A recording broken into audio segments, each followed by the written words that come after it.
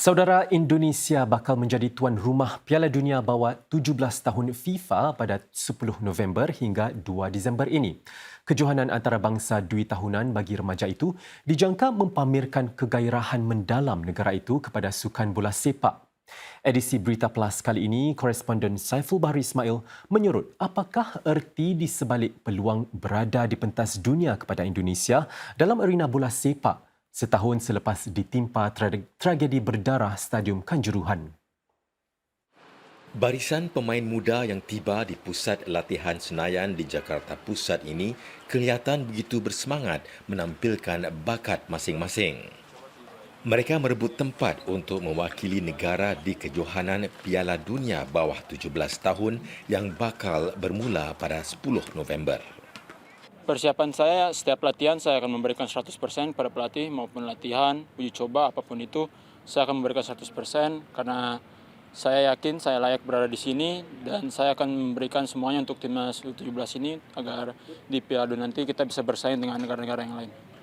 Indonesia dipilih FIFA untuk menganjurkan kejohanan tersebut bagi menggantikan Peru.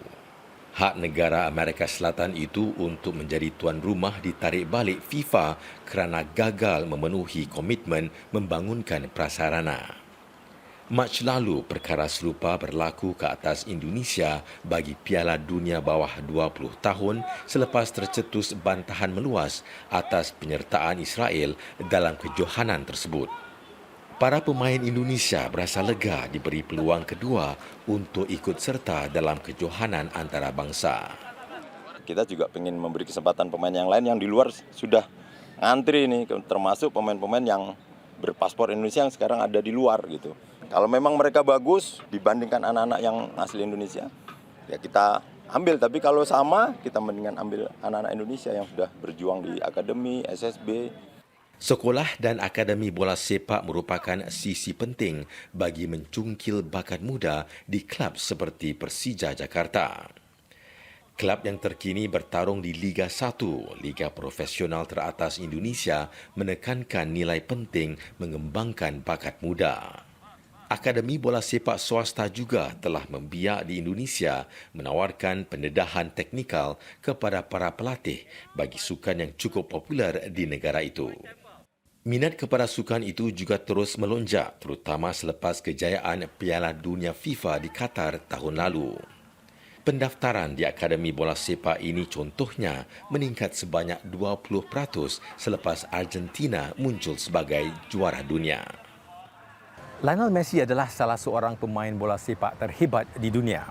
Dalam mencari pemain seperti Messi, jurulatih mungkin perlu menjawab persoalan besar, iaitu sama ada pemain seperti ini dilahirkan dengan bakat bola sepak atau dibentuk dengan berlatih bertahun-tahun lamanya di padang.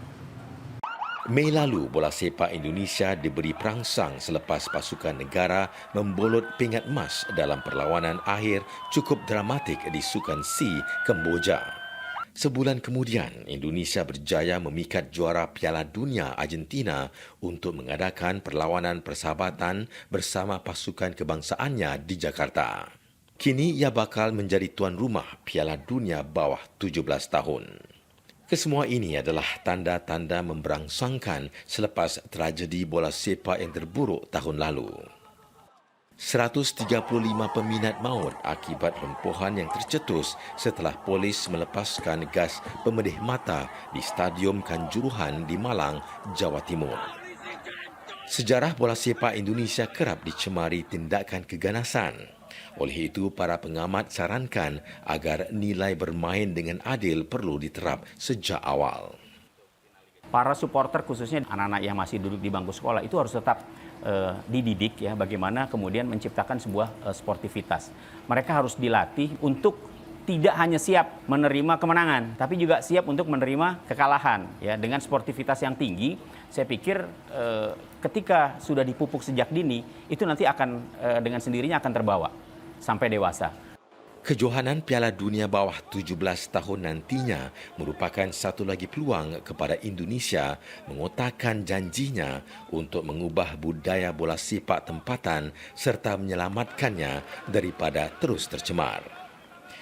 Masa depan bola sepak kini terletak di pundak barisan pemain muda ini dan mereka memberikan komitmen untuk berganding bahu bagi mencapai keputusan terbaik sekaligus memberikan penghormatan kepada Indonesia.